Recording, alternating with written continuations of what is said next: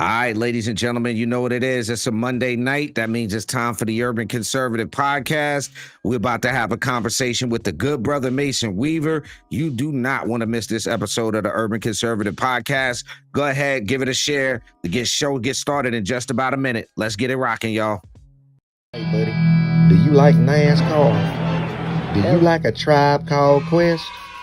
Well, you gonna love the Urban Conservative.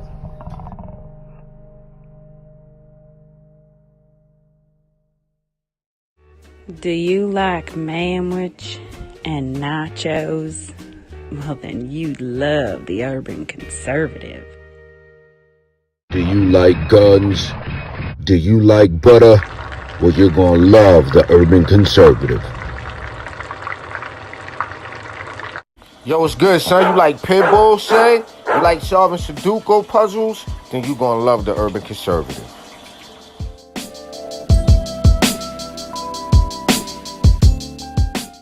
Hey, buddy, if your car making a sound like this, you might want to get you some power steering fluid and check out the Urban Conservative Podcast. Are you repulsed by the idea of drag queen story time at your local library, but enjoy Carol Baskin TikTok memes? Then you would enjoy the Urban Conservative. Welcome to the Urban Conservative Podcast, where we do not believe that avocado toast can save the planet or the world will end, because cars use gasoline. You won't hear that Wi-Fi is a basic human right, or that billionaires are secretly supervillains. Here, we do not believe that electric cars run on hopes and dreams.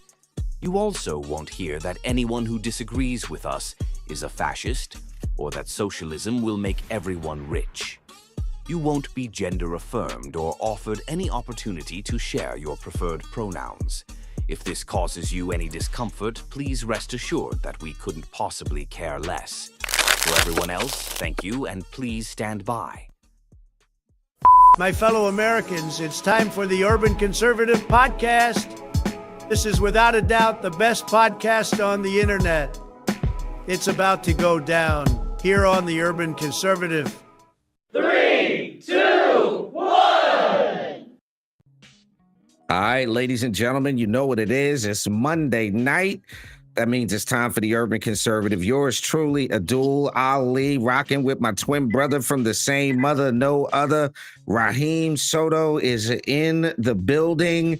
Matter of fact, I'm not even going to say anything, bro. Plug. Screen is full. Plug. All right, ladies and gentlemen, you know what it is. Like my brother said, it's Monday night time for the Urban Conservative. And this week, you know we got to do the shameless plug as it is on our own show. As many of you know or don't know, I am running for Suffolk County Legislative District 2 here in the beautiful county of Suffolk in the beautiful state of New York. Make sure to visit Soto4Suffolk.com. I'm fighting for a safer, more affordable East End and County. So do me a favor, head over to Soto4Suffolk.com. That's where you can learn more about the campaign, make a contribution, get yourself a sign, ask questions, get to know what you want to know, do all that good stuff. But I would appreciate all the support you guys can give. We have a wonderful audience. And like I said, my brother and I are more than just talking heads. We live this. We put ourselves out there, with the intentions to serve our community. So once again, Soto4, Suffolk.com is the website where you can support my campaign for Suffolk County Legislative District 2 here on the east end of Suffolk County. There you go. Plug and done. Bang. I'm going to do the shameless plug for us, ladies and gentlemen, and support what we do here at the Urban Conservative. TUconservative.com is the website. We've got plenty of ad space, so you can get your ads seen by the millions of people that we reach. You can also sponsor the show, help us grow the platform to reach more urban communities. I will say this, bro, coming off of the Juneteenth weekend, we had an amazing Juneteenth weekend here in Charlotte. We had a wonderful opportunity to spend time with the Cambridge Arms Apartments community, and then we had a fantastic Juneteenth event. One of the things, and we're going to talk a little bit about this with the special guest that we've got on, but we were able to dispel some narratives about what conservatism is, and what it means, and what being a part of the GOP was this weekend. So great stuff. Super shouts out for that. But I'm excited, bro. We have got a very special guest. Some of the audience may know the brother as a speaker. You may know him from his books that he's written. One of them is one of my favorites. It's Okay to Get Off the Plantation. I'm excited to have this brother on the show. Not only are we going to talk about his new book and the movie he's got coming up, we're going to talk about tribalism in the Black community and what that means. That is a very hot topic. So, ladies and gentlemen, for the first time on the Urban Conservative, please welcome the good brother Mason Weaver. Welcome to the show, sir. Thank you, sir. What an honor. You guys are on top of it. You got vision, you got courage, you got direction. I'm just honored to be among you guys. Well, glad that you could make it, brother. We really appreciate it. And for those that are at home, I had an opportunity to spend time with the brother. Flew in from, we were coming from Florida. Where were you coming from? From Florida, near Fort Myers, Florida. Okay, so very dedicated to the cause, because you made it there, took all that time to come for a short meeting with us, and we really appreciate it. So for the folks who may not know who Mason Weaver is, we're going to start at the beginning. Where were you born? Where did you come from? Give us that backdrop real quick. I was born in St. Louis, Missouri, Homer G. Phillips Hospital. The reason I was born in Homer G. Phillips Hospital was that the regular hospitals did not allow Black women to give birth. So Dr. Homer G. Phillips did not protest, did not demonstrate, did not call names, did not march. He built a hospital for Black people. He saw a need, he filled it. So I was able to be born there. I spent the first 11 years of my life in St. Louis, in the hood, in the ghetto, among poor thinking people. My family wasn't poor thinking, but I went to 5 different elementary schools before the 5th grade. After the 5th grade, they had me in a special program, a lot of money for special programs. New school, new teachers. If you flunked, they got more money. So I was in a special program. My mother noticed that I was a slow learner at school, but a fast learner at home. So maybe we just got slow teachers in school. So my mother and my father moved me out of St. Louis to the hood, to the redneck Ozark Mountains of Missouri, and put me in a place with all white kids, probably 50% were racist. The daddies were Klans members, and the Black folks had been there for a long time. I was able to find out that no difference. You know, if you cut them, they bleed. They cut me, I bleed. We all got along really good because my family was the first Black family in 100 years to move there. So I was able to see both sides in the hood and in St. Louis. So finally, at 17, I wanted to graduate because that slow learner was eligible to graduate as a junior. And that slow learner wanted to go to college they were building. I needed 1 quarter of gym, and I lettered in 3 sports a year. I figured you could probably waive that quarter gym, you know? But they said to me, the school counselor said to me, as my friend, hugged me, took a hand on my shoulder, said, Mason, why would a Black man want to go to college? All you would do is take a seat away from a more deserving white kid. Let me call down to the shoe factory and see if I can get you a job with the other colored boys. Now I'm looking at him in his eyes as a loving counselor. And I realized that my father was a PhD. My grandfather was a PhD. My uncle went into the Army as a private and retired as a bird colonel. My 2 other uncles was a teacher. And so I'm seeing all these men, these Black men in my family doing things regardless of who didn't like it. I told them, keep your degree. I'm quitting high school, I'm joining the Navy. And when my graduating class graduated, I was in Vietnam. I didn't care where they shipped. I was got that town. So on that ship, this is during the 70s, you know, and all that stuff going on with the Black Pants, all that stuff. I had a racist shipmate on my ship. I had grown up with racists, growing up with them. When I'm special about this guy, we debate. And one day I ordered this guy, I ordered him to take control over 2,800 pounds of steel so I can manage my Black crew. And I ordered my enemy to take control of 1.5 tons of steel and a steel wall behind me. And I looked him in the eye, and looked at his face. I knew. I turned to run. He let his end go, and 2,800 pounds crushed me against a steel wall. Both hips were broken. My pelvis was broken in 8 places. My ribs were crushed. My head hit the steel wall. I had a helmet on. And I was at that moment permanently disabled. And I screamed, opened my eyes up, and looked him in the face. and the look of hatred on his face changed my heart. Nothing mattered anymore. I was done. I hated everything white. I hated even the 8 white guys that rescued me didn't work. My white doctor didn't matter. My white physical terrorist did not matter. I hated everybody white because this white, my shipmate, fought in Vietnam together. He tried to take my life. So now I'm angry, disabled, high school dropout. Couldn't work, no skills, nothing. The Navy said you're permanently disabled. Here's a pension. You put back the military. I went to stay with my uncle in Oakland. Ran to do called the Black Panther Party. Went to American College where they founded, and found out they had a voice. When I spoke, people believed me. And I'm learning, I'm studying. I went to Berkeley, got my degree in political science by going to school every other day because I could not go to school every day because I had to take pain medication. Either I go to school drugged on pain medication or I go to school in pain. So I went every other day, but I studied.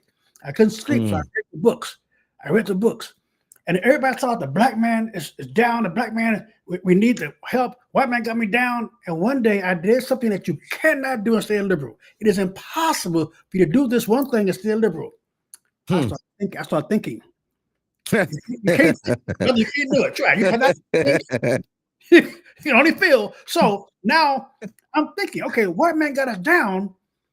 How did Jack Johnson become the first black heavyweight champion? Knocking out white men in the South and married to white women, he became the first heavyweight champion. He got arrested, he got boycott, he got Pan knocked him down because he thought he could.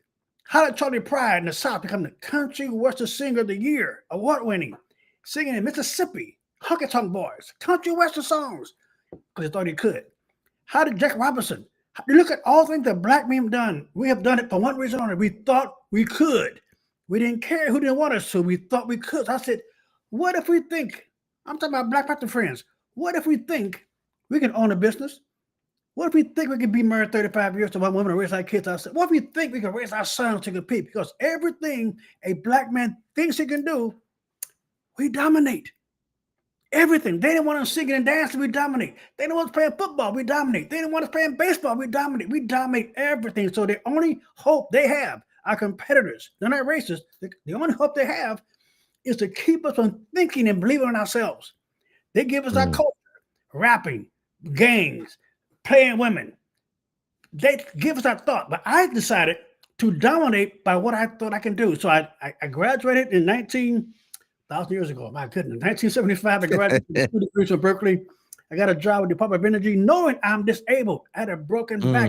I couldn't sleep, I couldn't walk. I knew I only had a few years to work. I gave myself 5 years. I retired in 5 years. Have not worked since in 5 years. I now teach people why rich people call it cash flow and poor people call it making dough.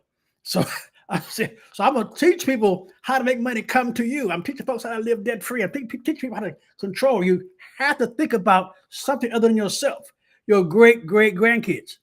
You see, my great grandkids are gonna know me. Because I'm going to leave them inheritance. They're going to know my name. So, you know what, Mason, I'll tell you what's interesting is we have a mutual friend in Jim Anthony. Yes. I don't know if you've ever been to Jim's house before. Yes, I have. Stayed there a couple of times. Well, one of the interesting things about his home is you see the pictures of his grandfather, his great grandfather, his great you understand what I'm getting at with that? I just so that leads me to thinking about what you're talking about and our community is positioning people. So ladies and gentlemen, we're kicking it with Mason Weaver. We're having a very interesting we're talking about where he came from. We're going to take a quick commercial break and we're going to talk about what made you get more politically engaged, politically active. We're going to take a very quick commercial break here on the Urban Conservative Podcast. Y'all don't go nowhere. We're going to be right back. Carry Discount and Capital Appliance Repair is your trusted partner for appliance repairs and home services. When you're dealing with a malfunctioning refrigerator, dishwasher, washer, or dryer, we have the expertise to keep you running smooth. Visit us online or call 919-468-5860 today for Carry Discount and Capital Appliance Repair.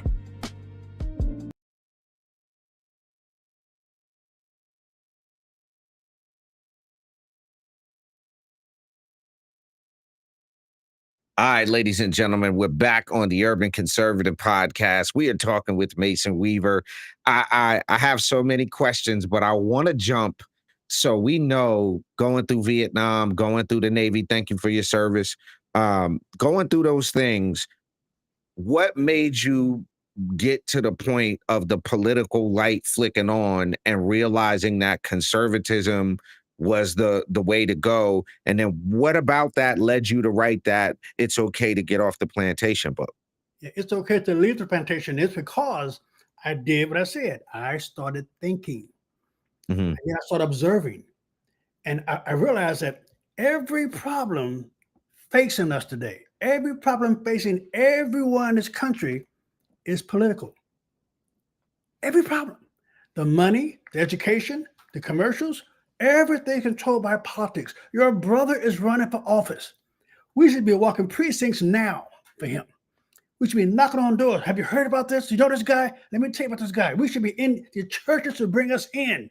We should be donating money. We have to elect him. Nobody else. It's our responsibility. We have to get behind him.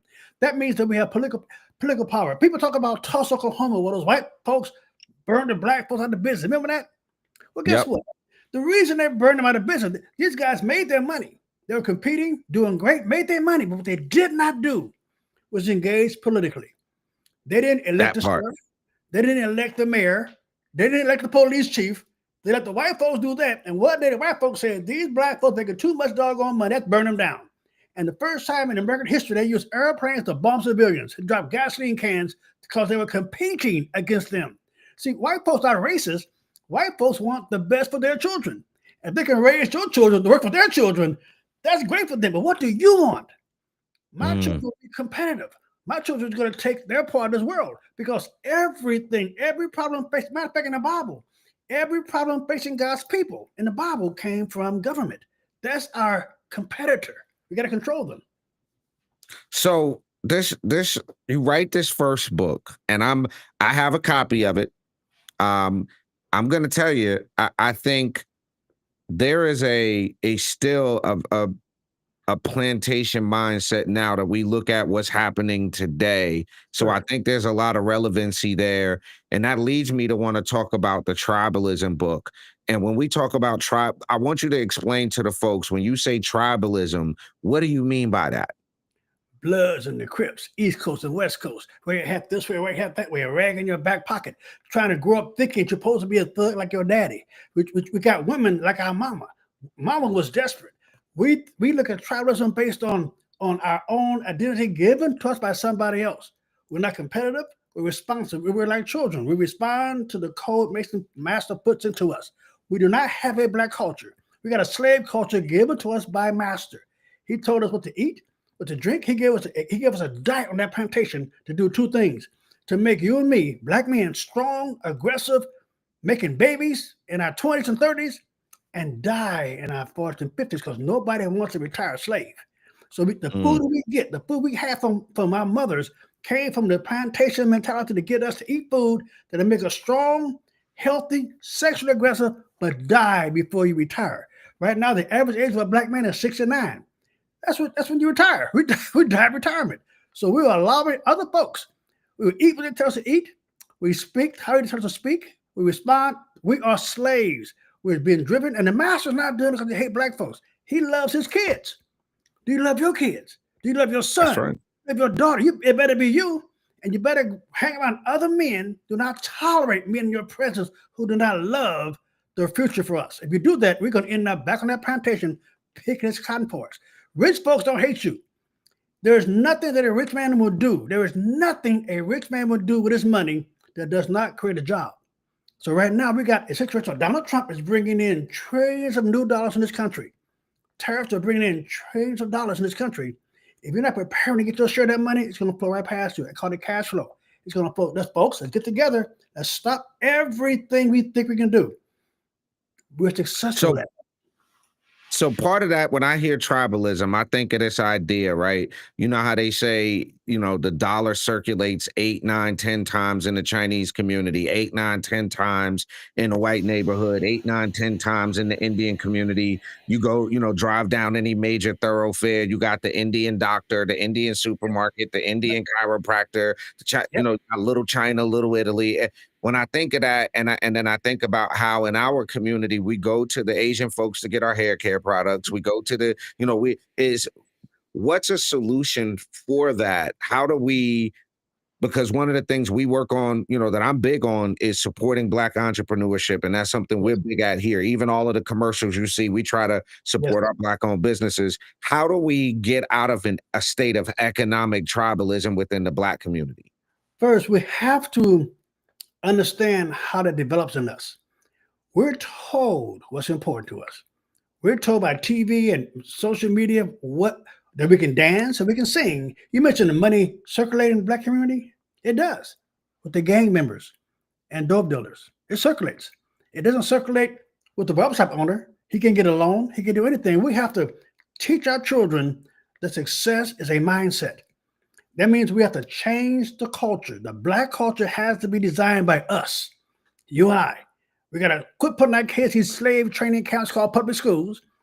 We got to stop allowing TV to tell our kids what's important. In order to do that, we have to be in the family. Men, you and I got to be in the family. We got to find a woman worth dying for. And she got to find a man worth living for. See, I'm going to die for my wife. You kick my door and you're going to beat me. I'm going to die for my wife. And she knows I'm going to die for her. That means she settles back, relaxes, and lives for me. It's called a family. And we're going to leave our kids and our grandkids something. So we have to change the culture. You and I got to start doing. That's why I wrote Tribalism, to talk about leading people into self-thinking, recognize how you got to where you are and what path leads to freedom. Like it. So, folks, one of the things we're going to do when we come back, I want to talk more about this new book. I want to talk about the movie. We're going to take one last commercial break for this episode, ladies and gentlemen. We're talking to the brother Mason Weaver. Oh, we're going to kick it some more. We're going to take a quick commercial break. We'll be right back. Y'all don't move. Attention parents, Alpha Academy is the place to elevate your child's future. With a focus on college prep excellence, advanced academics, and the Katherine G. Johnson STEM Institute, Alpha Academy is the one place to help you elevate your child's future. Visit alphaacademy.education to learn more. The Urban Conservative is sponsored in part by Gyra Family Farms, providing your family with fresh meat, eggs, poultry, produce, and so much more. Visit gyrafamilyfarm.net to find out about their summer farm camp program, events and classes, and their exclusive Farm Share membership, which will give you 15% off all your purchases. Again, visit gyrafamilyfarm.net to find out more.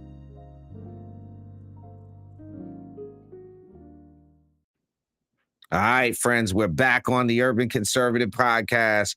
Abdul Ali rocking with you. We're kicking it with the brother Mason Weaver, talking about tribalism. So I want to dig deeper into what gave you the idea to write this book. What was like the lightning in a bottle moment that made you decide, I'm going to write a book and I'm going to call it Tribalism? What was that about? What was going on?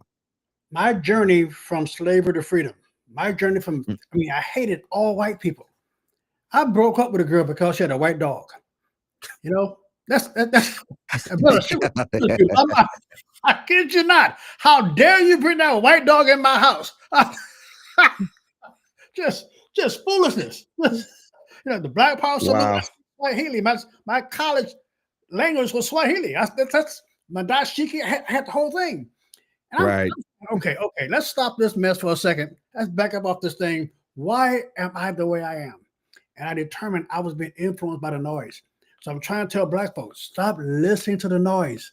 Stop listening to be angry over this, be angry over that, eat this, drink that. So I'm trying to explain to them they wasn't getting it. So I wrote 2 books to try to explain to you the pathway to success. There was a path. We used to call it the Underground Railroad. Took you from slavery to freedom. And once you get on that trail, in tribalism, I explained how this guy gets on the trail to freedom and he learns to respect Black women when he meets Harriet Tubman, leads him to freedom. He learns to respect white folks. We see who is running the safe houses. White people. I mean, they're gambling their whole own home. They get caught, they lose their house. He then gets free and meets Frederick Douglass. And he's told, you're not free until all of us are free. Go back and feed your mama and your girlfriend. She's pregnant. Go back and feed your family.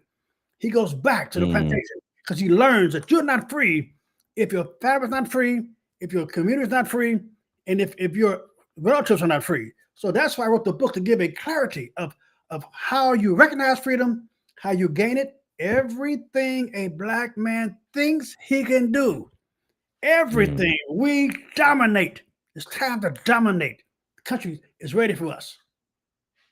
So not only is this a book, you're working on taking this thing to a major level.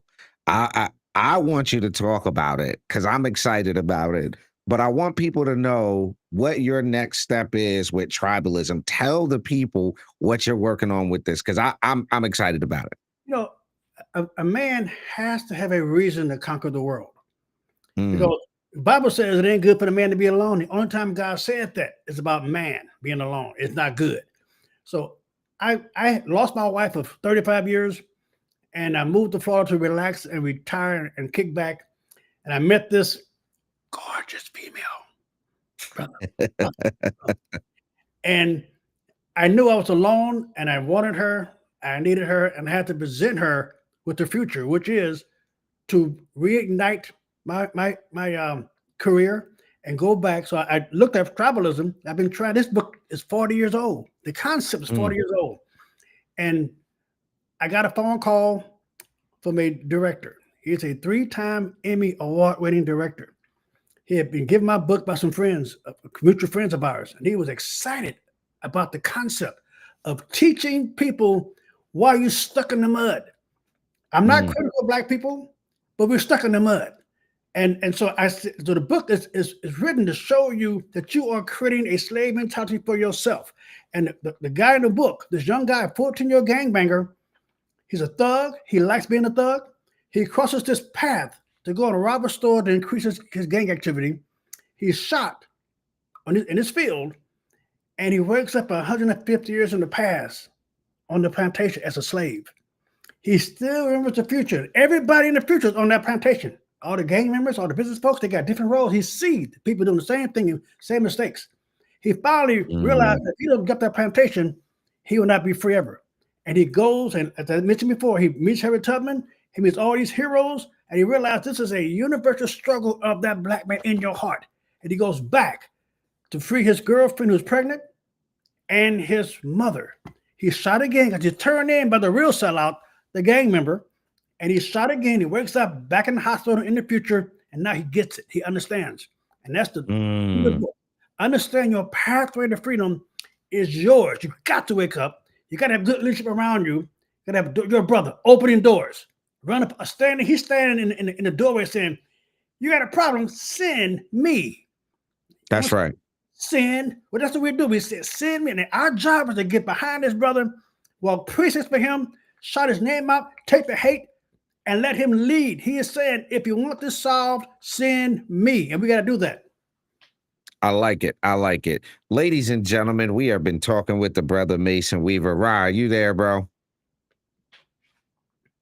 Yes, sir. All right. So I'm excited about the movie. I know it's in the works. I met the director, amazing vision. I'm working with Kevin Sorbo and a lot of big major names. So you got some really big guns behind this. And MasonWeaver.com is the website you want to support the brother Mason Weaver. Make sure you're doing that. There's some opportunities for y'all to get involved with this film. So, those of y'all that support us, y'all make sure y'all get out and support this. But I want to give you the full screen to plug away. But before we do that, there's a tradition here on the Urban Conservative. And that is, for the first time, there's a lightning round for you to earn the screen. Brother Raheem is going to conduct the lightning round for you. You'll answer these questions as quick as you can. And at the end of the lightning round, you'll earn the full screen to plug your stuff away. You ready, Rob? I'm ready. Can you hear me? Yes, sir. Yes, we can. Lightning round. Let's go. Arch Grounds or Forest Park? Art Grounds or Forest Park? Yep, Arch Grounds or Forest Park, St. Louis. Oh, Forest Park. Cardinals baseball at Busch 1 or Blues hockey at the arena? Only Cardinals baseball. Okay. Only. Gaslight Square vibes or Soulard strolls? No, Gaslight. Okay. Oh, he was serious about that one.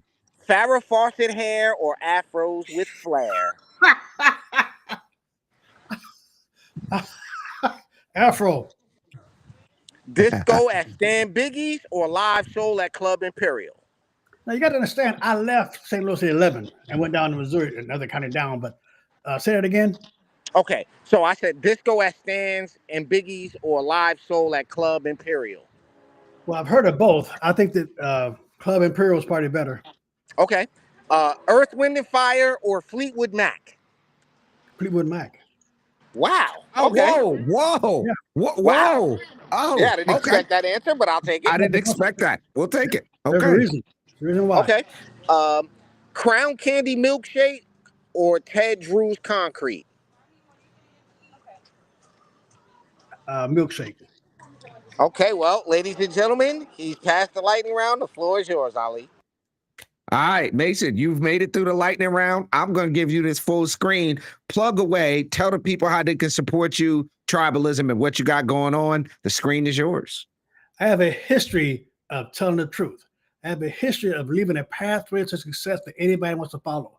We have a site to teach women how to prepare themselves for their husband. We got a site to teach men how to be husbands. I want to show you how to be successful. I want nothing from you because success for all of us means success for all of us. Join us at masonweaver.com or clarenceamason.com and get the tools you need. The tools you need to discover the pathway to freedom. Freedom is yours, but freedom is a verb, it's not a noun. It's something you are doing in spite of what you see. And the fertilizers in your life, the hard times in your life, look back at your life, folks. Everything that did you wrong was fertilizer. Fertilizer makes the grass grow. You're going to be stronger by going through stuff, not going around stuff. Go get your cash, go get your heritage, go get your freedom, because it's ours to take, and nobody will give it to you but you. Stay right or be left. We're going to go to freedom. Love it. Ladies and gentlemen, there you have it from the man, the myth, the legend himself, Mason Weaver, in the building on the Urban Conservative, masonweaver.com, clarenceamason.com. You've got the websites. They'll be linked into this video. For all of the folks that support the Urban Conservative, we want to tell you, Mason, we appreciate you spending some time with us here. We know that's the one thing you don't get more of in this life is more time. So we appreciate you spending some with us. Ladies and gentlemen, each and every Monday night, right here, 8 o'clock, the Urban Conservative, we reach 30 million plus people a month. We need your support. tuconservative.com. Help us keep doing the thing that we do. For my twin brother, Raheem Architect Soto, down there, over there, that's Clarence Mason Weaver over there. I'm Abdul Ali. This has been the Urban Conservative. Peace and love, y'all.